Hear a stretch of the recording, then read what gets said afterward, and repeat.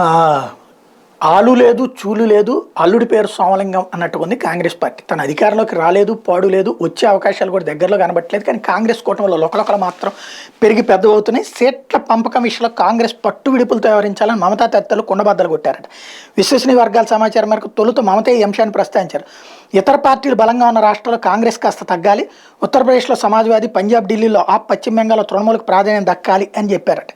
సీట్ల పంపకం త్వరలో ఖరారు కాకుండా కూటమి విజయావకాశాలు దెబ్బతింటాయని కూడా హెచ్చరించారట. సీట్ల పంపకం మీద భేటీలో వాడిగా వేడిగానే చర్చ జరిగింది.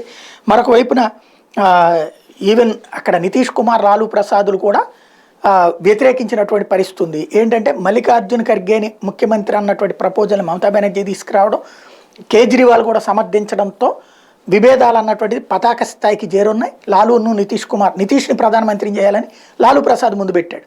తద్వారా ఎవరి ఆటలు వాళ్ళు ఆడుతున్నారు.